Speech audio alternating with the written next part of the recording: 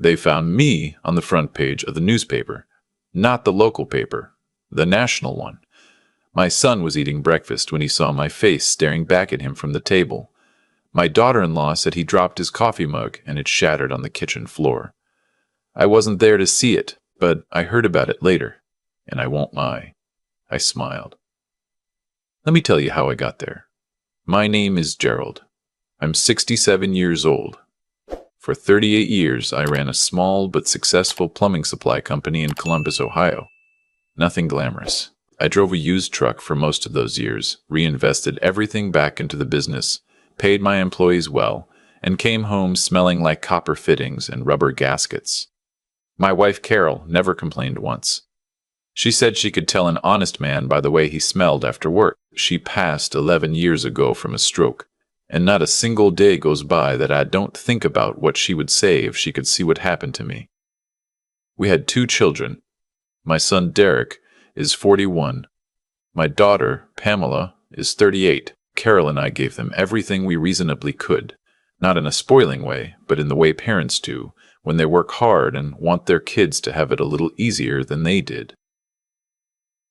Derek went to Ohio State.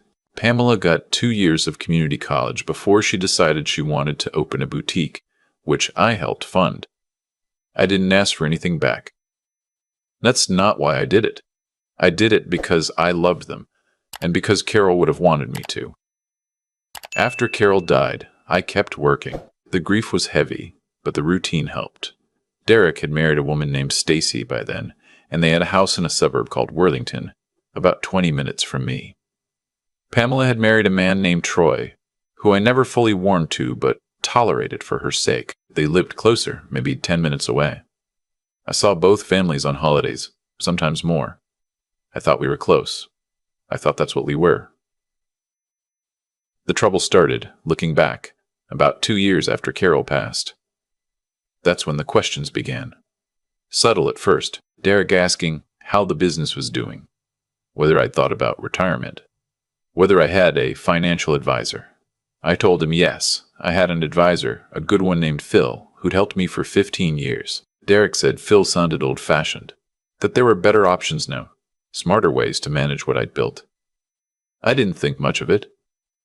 He worked in finance. I figured he was just being helpful. Then Pamela started. Her boutique had struggled for a couple of years, and Troy's construction business had run into some problems I didn't fully understand. She came to me one Sunday and asked very gently whether I had updated my will recently. I told her it was in order. She nodded and said she was only asking because she cared about me, that she wanted to make sure everything was clear for when the time came. I told her I was 65 and healthy, and she shouldn't be so morbid. She laughed it off. But she brought it up again 2 months later, and then again at Thanksgiving. By the following spring, both of them were bringing it up together. I remember sitting at Derek's dining room table and realizing, for the first time, that they had coordinated. They had the same language, the same talking points. Derek talked about tax efficiency. Pamela talked about family stability. Stacy sat quietly and looked at her hands. Troy was not there that night, which I found odd. Afterward, driving home alone, I felt something cold settle in my chest. Not anger yet, just a recognition, the kind a man gets when he's run a business long enough to know when someone's negotiating with him. I didn't say anything. I kept the feeling to myself and watched. The following October, Derek called me with an idea. He said he and Pamela had been talking, and they thought it would be wonderful to take a trip together. A real family trip, something we hadn't done since the kids were young. He mentioned a resort in Arizona, Sedona, specifically. He said the scenery was extraordinary, that there were hiking trails and spa facilities and excellent restaurants. He said it would be good for me, that I worked too hard and deserved a real rest. He said he'd handle all the arrangements. I want you to understand something. I am not a naive man. I have negotiated contracts, managed difficult employees, dealt with suppliers who tried to cheat me. I know what people look like when they want something, and yet, and I say this not to excuse myself, but to be honest, when your own children invite you on a vacation and tell you they want to spend time with you, something in you wants to believe it. Something in you needs to believe it. I am not ashamed of that. I think it's simply what it means to be a father. I said yes. We drove to the Columbus airport together in Derek's SUV, which I remember thinking was a good sign. The togetherness of it, everyone in one vehicle. Pamela and Troy met us there. The flight to Phoenix was fine. Derek sat next to me and we talked about baseball for most of it, the way we used to when he was a teenager. I felt, for those 2 hours, genuinely happy. The resort was beautiful. Red rock formations everywhere you looked, the kind of landscape that makes you feel small in a good way. Our first evening we had dinner on an outdoor terrace, and the sunset turned everything orange and pink. Pamela took a photograph of me with both of them, and I saved it to my phone. I looked at it later in my room and thought, this is good. This is what Carol would have wanted. The trouble began on the second day. After breakfast, Derek suggested we take a drive to a canyon overlook about 40 minutes away. He said the views were unlike anything, that we absolutely had to see it. Pamela said she and Troy were going to stay at the resort. Spa appointments they'd already booked. Derek said it would just be the two of us, father and son, like old times. I remember feeling touched by that. We drove out to the overlook. It was genuinely stunning. A wide canyon, deep red walls, a hawk circling below us. We stood there for a while without talking, which I appreciated. Then Derek said he wanted to show me something. He pulled out an envelope from his jacket. Inside were papers. Legal papers. I recognized the format. I'd signed enough contracts in my life to know what a document transfer looks like. He had highlighted the signature lines in yellow. He said he'd had his attorney draw them up, that it was simply a restructuring, a way to move certain business assets into a family trust that would protect them from estate taxes. He said Phil, my advisor, was too conservative, that this was what smart families did. He said Pamela had already agreed. I stood there at the edge of that canyon and looked at my son. I asked him if he had brought legal documents on a family vacation. He said he thought the setting would be relaxing, that it would feel less like business and more like a conversation between family. I told him I would not be signing anything without my own attorney reviewing it. He pushed back, not aggressively but steadily. He used words like urgency and opportunity and protection. I kept saying no. We drove back to the resort mostly in silence. That cold feeling in my chest was back, but it was colder now. That evening, I tried to talk to Pamela alone. I found her by the pool after dinner. I told her Derek had shown me the papers. She didn't look surprised. She said she agreed with Derek, that it was the right thing for the family, that I was being stubborn, that I always made things harder than they needed to be. I asked her when she had started talking about me that way. Stubborn, harder than they need to be. She said she was just being honest. I went back to my room and called Phil. It was late in Columbus, but he picked up, as he always did. I described the documents to him as best I could from memory. He was quiet for a moment and then said slowly that what I was describing sounded like a mechanism to transfer controlling interest in the business to a third-party trust, which could then be managed by whoever was named trustee. I asked who would be named trustee. I told him Derek's name was on the document. Phil said he would strongly advise me not to sign anything until he had reviewed it in full. I slept badly that night. The next morning at breakfast, the mood was different. Derek was quieter than usual. Stacy was friendly in an overly bright way that felt rehearsed. Pamela barely looked at me. Troy ate methodically and said very little, which was, in fairness, not unusual for him. Derek proposed a visit to a historic site about an hour outside of town. He said there was an old trading post, a museum, a small town worth walking around. He said we could make a day of it. I agreed. I don't know fully why I agreed. Maybe I wanted to believe there was still a chance the trip could be salvaged. Maybe I simply wasn't ready to believe the conclusion my mind was forming. We drove out in 2 cars. I rode with Derek and Stacy. Pamela and Troy followed. The town was charming. Adobe buildings, turquoise jewelry in the shop windows, a good smell of fry bread coming from somewhere. We walked around for a couple of hours. For a while, it felt normal. Derek bought me a coffee at a small cafe, and we sat outside and watched people walk by. He seemed almost like himself. Around 2 in the afternoon, he said he wanted to show me a gallery a few streets over, that a friend had recommended it. He and Stacy walked ahead. Pamela and Troy said they were going back to browse the jewelry store we passed earlier. I said I'd catch up with Derek. I spent maybe 20 minutes in that gallery. Southwestern paintings, a few sculptures.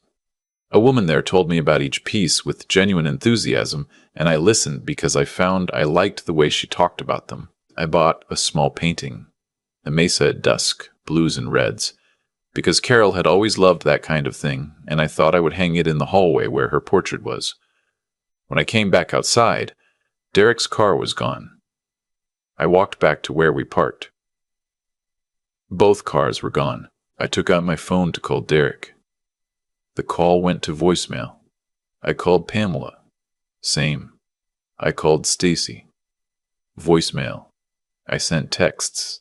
Nothing. I stood in the middle of that small Arizona street with a painting wrapped in brown paper under my arm. And I tried, genuinely tried, to find an innocent explanation. Maybe there was an emergency. Maybe someone was sick. Maybe there was a miscommunication. They were looking for me somewhere else in town. I waited 45 minutes. No one came back. Here's what I want you to understand, because this is the part that people who have not experienced it will find hardest to believe. The confusion comes first, not the anger, not the grief, the confusion. Your brain simply refuses, at the cellular level, to accept what the evidence is telling you. These are your children. You changed their diapers. You sat up with them when they had fevers. You drove them to school and to games and to friends' houses. The idea that they would do this, drive away and leave you standing in an unfamiliar town without a word, the idea simply does not compute. And so you stand there trying to compute it, over and over, and failing. I eventually walked into a small restaurant and sat down. I ordered water and then coffee and tried to think clearly. My wallet had my driver's license and some cash. I had learned years ago to always keep cash in my front pocket, a habit from the early days of the business when I made cash deposits. I had my phone with a low battery. I did not know the name of the resort we were staying at. Derek had handled all the bookings. I did not know the address. I had a return flight to Columbus in 3 days, but the ticket was on Derek's phone. I was 66 years old, and I was stranded in a town in Arizona, and my children had driven away. The waitress, a young woman named Rosa, noticed that I'd been sitting for a long time. She asked if I was all right. I told her, honestly, that I was not. I told her, because there was no point in not telling her, that my family had apparently left without me. I said it matter-of-factly because that was the only way I could say it without my voice breaking. She sat down across from me without asking and said, "What do you need?" I have thought about Rosa many times since that day. She didn't know me. She had other tables. She didn't offer sympathy in a performative way or look at me with pity. She just asked what I needed and waited for an answer with complete practicality, like a person who understood that some situations required action before they required feeling. I told her I needed to find my hotel. She helped me search the resort name using my phone's remaining battery and a description of what I remembered. The Red Rock view, the outdoor terrace, the name starting with the letter A. We found it within 10 minutes. She called a local car service for me and waited until it arrived. I left her a $50 tip, which she tried to refuse, and I told her she would be doing me a disservice if she didn't take it. The drive back to the resort took 50 minutes. I used the time to think. By the time I walked into the lobby, I had made several decisions. The first was that I would not call my children again. If they wanted to reach me, they knew how. The second was that I would contact Phil first thing in the morning and begin the process of reviewing every document, every arrangement, every financial instrument connected to my business and estate. The third was that I would not leave Arizona on their schedule.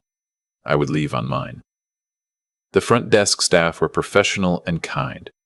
My room was still in Derek's name, but they confirmed I was a registered guest and gave me a new key. I went upstairs, plugged in my phone, and sat in the chair by the window looking out at the red rocks going dark in the evening light. I ordered room service. I ate slowly. I watched the last of the sunset. Derek called at 9:40 that evening. He said they'd had a family emergency, that Stacy's mother had called with a health crisis, that they'd had to leave immediately, that they were sorry, that they should have communicated better. He spoke quickly and smoothly, the way he used to talk his way out of things as a teenager. He said they'd booked me a flight home for the next morning. He said the resort was paid through the end of the week if I wanted to stay. I let him finish. Then I said, "Derek, I've been thinking about this for the last 4 hours. Don't insult both of us by continuing." He was quiet. I told him I would find my own way home, on my own schedule. I told him not to contact me again until I reached out first. Then I ended the call. I stayed in Sedona for 3 more days, alone. Those 3 days were not what you might expect. They were not miserable. The first morning, I woke up early and walked one of the easier trails before the heat came up, and I watched the light change on the rock faces and thought about Carol and about what she would have done. Carol was a practical woman and a forgiving one. But she had no patience for what she called organized cowardice. Her phrase for people who dressed up self-interest as something noble. She would have seen through Derek and Pamela long before I did. She always did see those things faster than me. I ate well. I read. I bought 2 more paintings from the gallery and had a long conversation with the woman who worked there. Her name was June, and she'd moved to Sedona 20 years ago from Michigan and had never looked back. She asked about the painting I'd bought the day before, and I told her it was for my wife's wall. She asked if my wife was waiting at home, and I told her, briefly, the truth. She said she was sorry.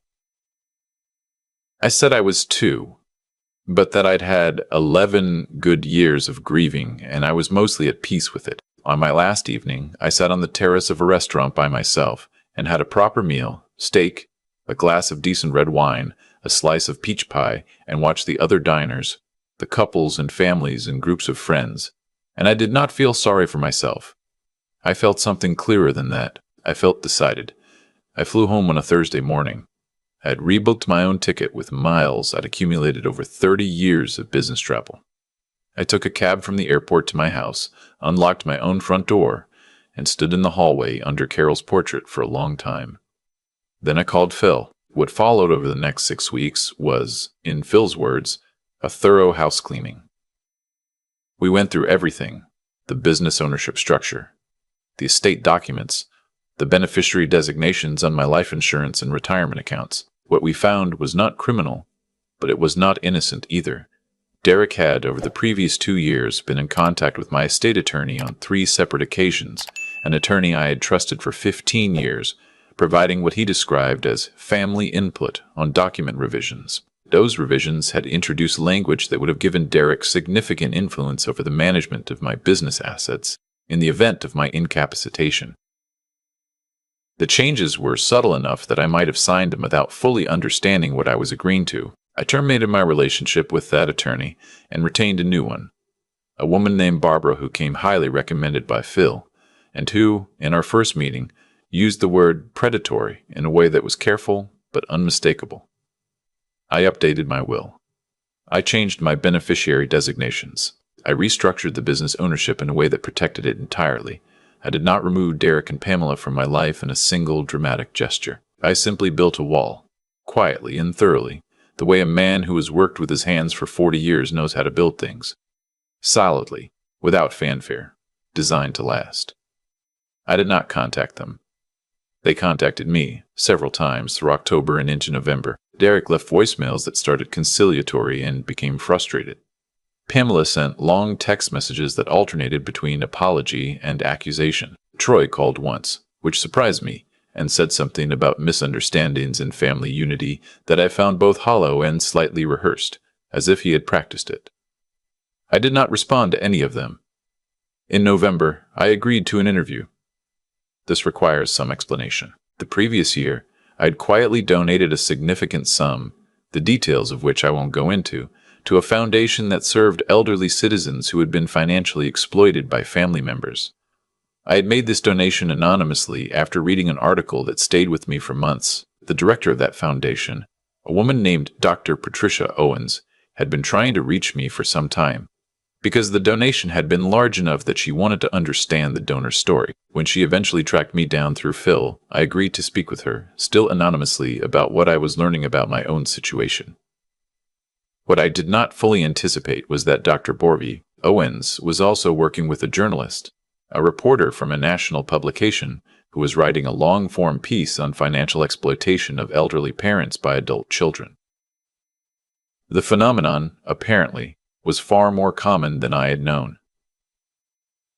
Dr. Owens asked if I would be willing to share my story as part of that piece, with my identity protected.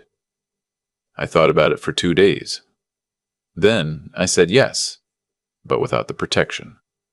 I told her I wanted my name used. I was 67 years old, and I had built something with my own hands and my wife's partnership and 38 years of early mornings and honest dealings, and I was not going to be anonymous about what had been attempted. Dr. Owens said that was my right, but she wanted to make sure I understood what it meant. I understood. The piece was published on a Sunday morning in late November in both print and online editions. It was not primarily about me. I was one of several people interviewed, and the piece focused on the broader patterns, the legal mechanisms typically used, the warning signs that older adults and their advisors should watch for. But my story was in there, with my name, and with the specific details of the document Derek had produced at the canyon overlook in Arizona. Derek was eating breakfast when he saw it. His wife called Pamela, who called me 4 times in a row, then sent a text message in all capitals that I did not read until later that afternoon.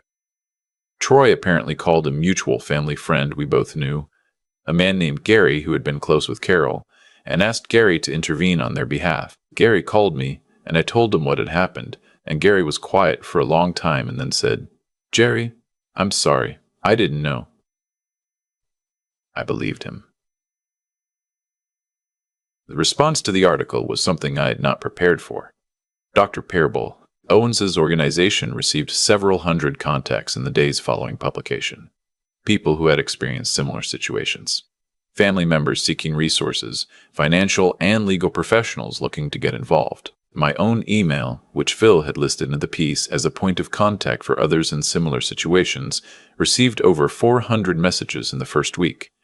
I read every one of them. Some were from people my age who had gone through worse. A woman in Minnesota whose son had taken power of attorney and drained her savings account. A man in Florida who had been removed from his own home through a series of legal maneuvers he didn't understand until it was too late. A couple in Oregon whose adult children had forged their signatures on a property transfer. Reading those messages, I understood that what had happened to me, painful as it was, had stopped before it became those things.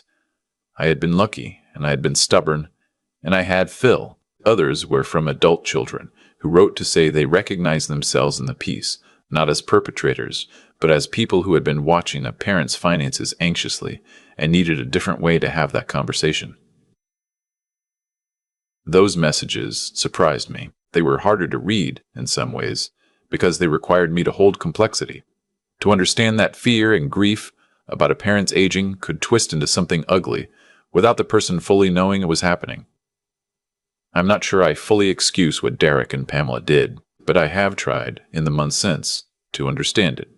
I have not resumed a normal relationship with either of my children. Derek and I spoke once, in December, at my initiative, a single conversation in which I told him clearly what I knew, what I had done in response, and what the terms of any future relationship would need to be. He was defensive at first, and then he cried, which I was not expecting. I didn't comfort him. I sat with him in the discomfort of what he had done. Pamela has not yet been willing to have that conversation. I expect she will eventually. I am willing to wait. In January, I hired a young man named Kevin to begin training as my eventual business successor. Kevin is 34, grew up in the same neighborhood I did, reminds me of myself at that age in ways that I find both flattering and slightly concerning. He is sharp and he works hard, and he doesn't take shortcuts. I told him on his first day that the only thing I would not tolerate was dishonesty, and that if he was ever in a situation where he felt he had to be dishonest with me, he should come tell me directly and we would figure it out together. He looked at me like he wasn't sure if I was serious. I told him I was absolutely serious. I have also, in the months since, become more involved with Dr. Owens's foundation. I sit on an advisory board now. I have given 2 talks to groups of older adults about the specific legal mechanisms used in elder financial exploitation and what to watch for. I am not a lawyer, and I'm careful to say so, but I am a man who has been through it and who can speak plainly about what it looks like from the inside. People seem to find that useful. There is one more thing I want to tell you, because it's the part I think about most. The night before the article was published, I was sitting in my house alone, and I took out the photograph Pamela had taken on that first evening in Sedona. The 3 of us on the terrace. The orange and pink sunset behind us. Everyone smiling. I looked at it for a long time. I looked at my own face in it. How happy I looked. How completely I had believed in that moment. I didn't delete it. I kept it. Because the happiness in that photograph was real. Even if the circumstances around it were not. I was happy because I was with my children, and I believed they wanted to be with me. That belief was wrong, but the love underneath it, my love, the love that generated that happiness, that was real. And I don't think a man should have to delete the real things just because they got tangled up with the false ones. Carol would have understood that, I think. She always had a better tolerance for complexity than I did. She would have kept the photograph too, and she probably would have put it in a drawer where she could find it, but didn't have to look at it every day. That seems about right to me. I hung the painting from the Sedona gallery in the hallway, next to Carol's portrait, the mesa at dusk, blues and reds. It looks like it was always meant to be there. When people ask me now what I would tell someone in a similar situation, an older parent who suspects that something is wrong, that the conversations are a little too focused on money, that the invitations have a slight angle to them, I tell them the same thing every time. Trust what you already know. You have spent a lifetime reading people. You know the difference between someone who loves you and someone who wants something from you, even when those 2 people are the same person. You know it before you're willing to admit it. Trust the knowing, get a good advisor, and keep them close. And don't sign anything at a canyon. The last time I went to the cemetery, I sat by Carol's grave for a while and told her the whole story.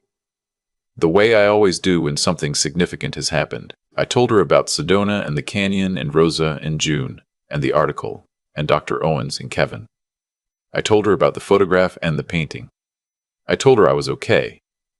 There was a hawk overhead circling slowly, the way they do in the thermals in the late afternoon. I don't believe in signs. I never have. But I sat there and watched it for a long time anyway, because it was beautiful and I was in no hurry, and because some things are just worth watching. I drove home in the October light, and I made dinner, and I ate it at my own table in my own house, and I was, for the first time in a long time, entirely at peace.